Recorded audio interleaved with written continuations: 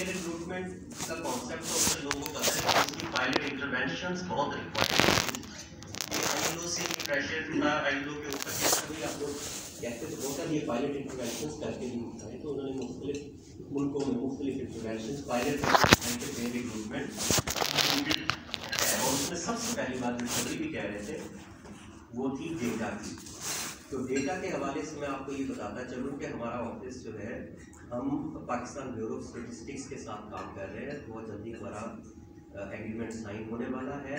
हम उनको technical support provide कर रहे हैं। उन्होंने ये हामी भरी है कि आपको पता है एक लेबर फोर्स सर्वे होता है, जो पाकिस्तान का मेन इंडिकेटर जिसमें होता है, 2-3 चीज़ें हैं, इकोनॉमिक सर्वे है, लेबर फोर्स सर्वे है, इसी तरह से PSLM है। PSLM का किसी को पता है? शुक्र है किसी को नहीं पता, क्योंकि मुझे भी नहीं पता। मुझे थोड़ा सा आइडिया है इसके। जी, Pakistan status for labour migration, Pakistan status for labour living and migrant workers. नहीं, ये माइग्रेशन का नहीं है। PSLM जो है ये लिविंग कंडीशंस के ऊपर है। तो अच्छा, लेबर माइग्रेशन का यहाँ पे अभी तक नहीं हो रहा था। जी, नहीं हो रहा था। तो अब हम जो उनको सपोर्ट कर रहे हैं वो ये कर रहे हैं कि भाई इसमें जो है ना लेबर कॉस्ट को जो है कैलकुलेट किया जाए। तो लेबर कॉस्ट को कैलकुलेट करने के लिए अब उनके साथ हमारे मामला चल रहे हैं कि इसमें जो बेस्ट प्रैक्टिसेस हैं, किस मुल्क में किस तरह से ये रिक्रूटमेंट कॉस्ट कैलकुलेट हुई है। वो एक 3 माह का हमारा उनके साथ होने वाला है एग्रीमेंट, जिसमें वो ये हमें करके दिखाएंगे। और फिर उसको उम्मीद ये है, गवर्नमेंट में होता ये है कि अगर एक चीज़ एक दफ़ा शामिल हो जाए तो फिर वो निकालना भी मुश्किल होता है। जैसे किसी चीज़ को शामिल करना मुश्किल होता है, उसी तरह से जब तो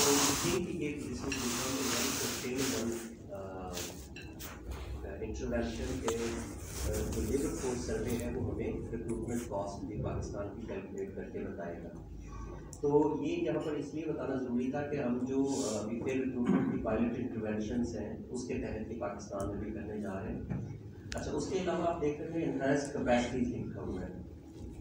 एनहांस्ड कैपेसिटी जो है कि भाई इस तरह से ये ट्रेनिंग हो रही है, इसी तरह से 3 सालों के अंदर किन किन लोगों की कैपेसिटी बिल्ड की है, मैं आगे चल के बताता हूँ। लेकिन फिलहाल यूँ समझें कि इस प्रोजेक्ट या प्रोग्राम की 3 बुनियादी डायमेंशन है, जिसमें है तीसरी है नॉलेज क्रिएट करना।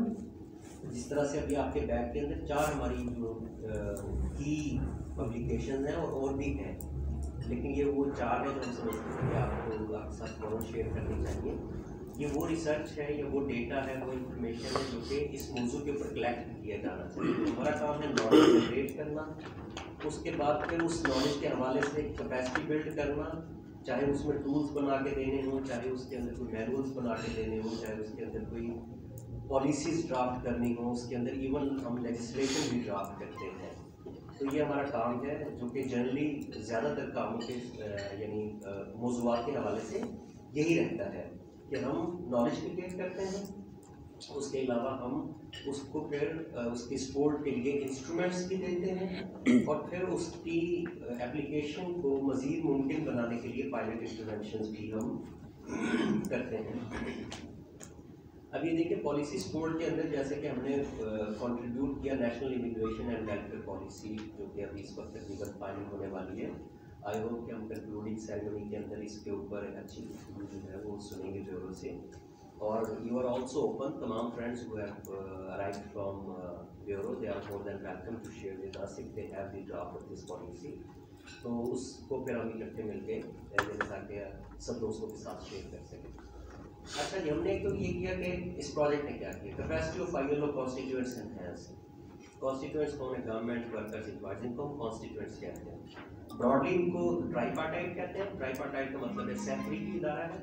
जब हम उनको रेफर करते हैं तो हम उनको कहते हैं कॉन्स्टिट्यूएंट्स, क्योंकि ये 3 लोग जो है कॉन्स्टिट्यूट करते हैं हमें।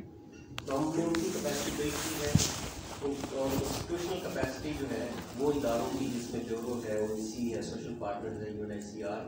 और ये ज़ाहिर है कोई यानी ऐसा मुकाम नहीं है जहाँ पे जाके आप कहेंगे कि अब मैं मकाम इरफान पे पहुँच चुका हूँ। ये जो प्रोसेस है लगने का और ये जो लीगल है ये चलता रहता है। कैपेसिटी ऑफ वर्कर्स ऑर्गेनाइजेशन को हमने काफ़ी हेल्प किया कि उनकी आउटरीच को बढ़ाया जा सके। अब यहाँ पर बहुत इम्पॉर्टेंट है कि जो हमारे प्रोटेक्टरेट के दोस्त हैं, खासतौर पर उनके लिए भी और नेशनल के लोगों के लिए भी, कि मसलन आप जाहिर आप रहते हैं या आपका काम शुरू होता है जब आपके पास कोई केस आता है, जाहिर है उससे, और आप उसकी जो प्री डिपार्चर ओरिएंटेशन है वो भी तभी शुरू करेंगे जब उसका वीज़ा शीज़ा लग जाएगा। लेकिन उससे पहले का जो सारा प्रोसेस है प्री डिसीजन ओरिएंटेशन से लेकर और आपके दफ्तर तक पहुंचने तक के सारे मामला हैं, उसके लिए फिर वर्कर्स के कुछ इदारों ने जो है खासतौर पर पाकिस्तान में पाकिस्तान वर्कर्स फेडरेशन, उन्होंने कहा कि हमारे पास 15-20 डिस्ट्रिक्ट्स के अंदर अपने वॉलंटियर्स हैं, अगर उनको हम इसी तरह से ट्रेनिंग दे लें तो उनकी ट्रेनिंग से ये होगा कि वो अपने अपनी जगहों पर जो माइग्रेंट रिसोर्स सेंटर है वॉलंटरली वो चलाएंगे उनको, और वहाँ पर वो इसी तरह के सेशन प्री डिसीजन जो ओरिएंटेशन है उसके वो ओरिएंटेशन वहाँ पर उनको दिया करेंगे। तो उनकी हमने काफ़ी कैपेसिटी बिल्ड की, उनके भी इसी तरह से लोगों को ट्रेन किया। वो भी कहते हैं हमने 4,500 लोगों तक हम डायरेक्ट पहुँचे हैं और 1.5 लाख लोगों तक हम फेसबुक और व्हाट्सएप के जरिए पहुँचे हैं। इसके अलावा एक ब्यूरो के लोग हैं खासतौर पर ये जानते होंगे कि जो प्राइवेट रिक्रूटमेंट एजेंट्स हैं उनकी एक रिप्रेजेंटेटिव जो बॉडी है वो है Pakistan overseas employment promoters association, कोयपा जिसे कहते हैं। यहाँ और ये कोयपा जो है ये 1979 के जो ऑर्डिनेंस के रूल्स हैं जो कि अपडेट हुए 2019 में, उसके आर्टिकल 25 और 26 के तहत जो है ये गवर्न होता है, if I am not wrong, ठीक है। तो वो भी हम उसको भी थोड़ा सा किसी वक्त आप लोग देखिएगा या कोई आप में से शेयर कीजिएगा कि वो 25-26 क्या कहता है, क्योंकि उस पर भी हमने थोड़ी सी, अब वो जगह है जहाँ पर प्रोटेक्ट ब्यूरो की और प्राइवेट रिक्रूटमेंट एजेंट्स की ना इंगेजमेंट बढ़ेगी, क्योंकि वहाँ से हमने कुछ थोड़ी सी चीज़ें ऐसी हैं जिसको कि जो हमारी ख्वाहिशात हैं कि प्राइवेट एजेंट ये भी करे ये भी करे ये भी करे, तो उसका जो असल यानी उसका रेगुलेटर है ना वो है आर्टिकल 25 1979 का जो हमारा इमिग्रेशन ऑर्डिनेंस के रूल्स हैं उसका। अच्छा जी, कोयपा के साथ हमने ये कोशिश तो की है, कोड ऑफ एथिक्स उनके साथ बनाया था, लेकिन वो कोड ऑफ एथिक्स है वॉलंटरी, वो इसी तरह से वॉलंटरी है जिस तरह से होटल वाले कहते हैं बगैर मास्क के ना आए, या दुकानों पे लिखा होता है बगैर मास्क के ना आए, लेकिन अगर आप बगैर मास्क के चले जाते हैं तो ज़ाहिर आपको वो निकाल तो सकते नहीं है, ठीक है ना। तो वो भी वॉलंटरी इसी तरह का है कि ठीक है, उसमें कोयपा ने उसको एग्री किया है, वो उसको हम कोशिश कर रहे हैं किस तरीके से, और इसमें ब्यूरो की हमें बहुत मदद चाहिए होगी, और एक्चुअली ब्यूरो को ही चैम्पियन करना चाहिए कि ये प्राइवेट रिक्रूटमेंट एजेंट्स जो हैं इनके साथ अपने इंगेजमेंट को या इनकी रेगुलेशन मज़ीद इफेक्टिव बनाने के लिए किसी तरह से उस कोड ऑफ एथिक्स के जो एलिमेंट्स हैं उसको इमिग्रेशन रूल्स के अंदर 25 के अंदर जो है वो ले जाए।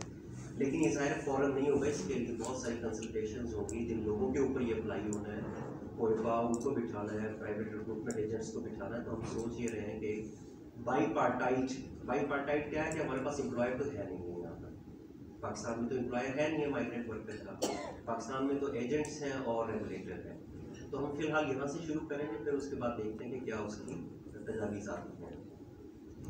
सिविल सोसाइटी ऑर्गेनाइजेशन, ये जो कम्युनिटी बेस्ड जिनको NGOs भी कहते हैं और सिविल सोसाइटी ऑर्गेनाइजेशंस भी कहते हैं, उनको इंगेज किया गया। उससे भी ये हुआ, अब ये आउटरीच वाला काम जो है ज़ाहिर है ये वर्कर्स और सिविल सोसाइटी ही कर सकती थी। मिसाल के तौर पर हम मुझे एग्जैक्टली नहीं पता, लेकिन मैं बार बार रेफर कर रहा हूँ कि प्रोटेक्टरेट को ये तो नहीं एक्सपेक्ट किया जा सकता कि वो उठे और उठ के जाके हर गली मोहल्ले के अंदर ओरिएंटेशन सेशन, क्यों जी, ऐसा है? ऐसा नहीं है ना। वो तो उनका काम तब शुरू होता है जब एक केस आ गया, अब उस केस के बाद उसका जब वीज़ा लग जाएगा तो फिर वो ओरिएंटेशन दी जाएगी। तो ये सिविल सोसाइटी ऑर्गेनाइजेशन और वर्कर्स की फेडरेशन ने बहुत हेल्प आउट किया कि जो पैगाम जिन लोगों तक पहुँचना चाहिए वहाँ तक जरूर पहुँचे। मैं थोड़ा सा इसको कोई इसलिए कर रहा हूँ कि हमारे पास टाइम कम और थोड़ा सा एजेंडा ज़्यादा है। कैपेसिटी ऑफ ब्रीफिंग ऑफिसर जरिए हम शुरू कर रहे हैं। मीडिया ट्रेनिंग, मीडिया में ये किया कि पूरा मीडिया का एक ग्रुप जो है, बल्कि 2 ग्रुप्स को हमने मीडिया के कुछ जो लोग मेन स्ट्रीम मीडिया से थे उनको इन्वॉल्व किया, और उसके बाद फिर मीडिया के कुछ उभरते हुए और आपके जाने पहचाने जो लिखारी हैं उनकी ट्रेनिंग करवाई। और उस ट्रेनिंग का बुनियादी मकसद ये नहीं था कि उनको ये सिखाना कि लिखा कैसे जाए, उस सेशन का मकसद ये था कि उनको सेंसिटाइज किया जा सके कि ये भी एक बहुत अहम एरिया है जिसके ऊपर आप लिखें। तो फिर उन्होंने कोविड के दौरान तकरीबन 35 से ज़्यादा मुख्तलिफ मीडिया के अंदर अखबारों में, मुख्तलिफ मुजल्लों में और मुख्तलिफ प्लेटफॉर्म्स के ऊपर उन्होंने पूरे पूरे आर्टिकल्स लिखे हैं। तो वो उसका हमें बहुत अच्छा फीडबैक मिला है कि वो उसकी वजह से लोगों ने कम से कम अगर एक कम्युनिटी में एक आदमी किसी की लोकल अखबार के अंदर पढ़ लेता है एक स्टोरी छोटी सी, तो उसको ये बहुत मौका मिल जाता है कि वो अपने जिन रिश्तेदारों के साथ, बरादरी के लोगों के साथ इंटरेक्ट कर रहा है, उन तक वो अपना रोल पहुँचा सके।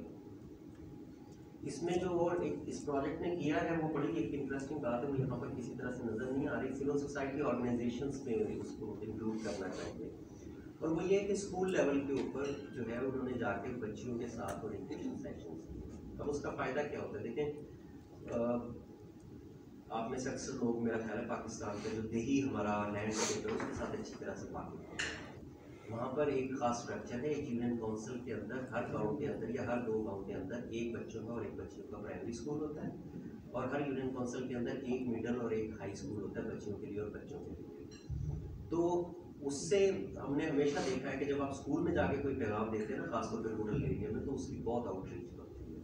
तो ये सिविल सोसाइटी इदारों ने वहाँ पे जो बच्चियाँ थी मिडिल स्कूल और हाई स्कूल की, उनको जब ये ओरिएंटेशन दी तो उससे ये समझ आया कि एक तो नीड बढ़ गई, यानी पेरेंट्स ने आना शुरू कर दिया, अच्छा जी इन्फॉर्मेशन क्या है और कहाँ से मिल रही है, क्योंकि हमें ये बड़ी रेलिवेंट लगती है। किसी की माँ ने आके कहा, उसने कहा इसका बाप भी जाना चाहता है दुबई, किसी के बाप ने आके कहा ये कल हमारी बच्ची घर में कह रही थी कि मुझे नहीं जाना चाहिए नौकरी के लिए मुझसे बाहर, तो उससे उनके फिर वो जो माइग्रेंट रिसोर्स सेंटर्स थे वो उन्होंने कनेक्ट करके वहाँ से, तो ये एक कल्चरल, एक यूँ समझो कि एक एडवांटेज था जो कि हमें आउटरीच करने में जिसने बड़ी हेल्प की। अदरवाइज अगर आप जाए रावलपिंडी में किसी जगह कहेंगे अच्छा जी आज मैं गुफ्तगू करूँगा लेबर माइग्रेशन के ऊपर, तो मेरा नहीं ख्याल कि मेरी बात कोई सुनेगा।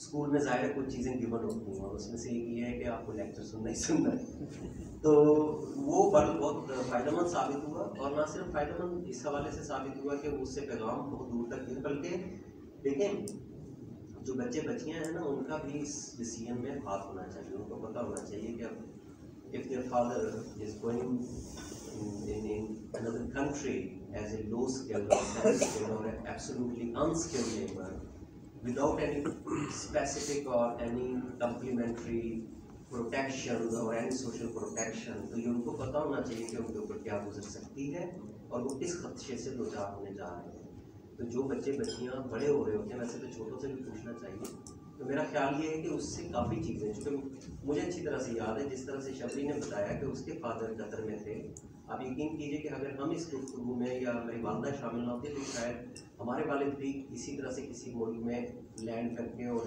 ज़िंदगी इस तरह से गुजार के आ रहे थे, तो जिसमें हम शायद उनकी टाइम और उनकी और बहुत सारी तवज्जो जिसके कि हम यानी सब बच्चे मुस्तहिक हैं वो आप नहीं रहते। मैं ये नहीं कह रहा कि ये कोई इसके यानी अगेंस्ट दी नॉर्म्स है, लेकिन जाहिर है इसकी जो रोज़गार है, अगेन डिसेंट वर्क जो है जिसकी सुबह बात हो रही थी, वो हर चीज़ पे कॉम्प्रोमाइज़ करके नहीं करना चाहिए। उसको जो है वो तो उसी वक्त देखना चाहिए जब वो अपॉर्चुनिटी हो। और जैसे डीजी साहब कह रहे थे कि अगर पढ़ा लिखा वर्कर जाता है ना तो हमारे मसले तो हल हो जाते हैं, वो हमारे लिए ट्रबल नहीं होता। वो अपनी ज़ाहिर देख लें, मैं अभी खुद आपसे स्टडी के वो शेयर करूँगा कि वायलेशंस की सूरत हाल क्या है, वो आप खुद उससे बड़ा अच्छा रेजोनेट कर पाएंगे कि अच्छा जब आप स्किल्ड और पढ़े लिखे लोग मुल्क से बाहर भेजते हैं तो वो स्टेटस फ़र्क है।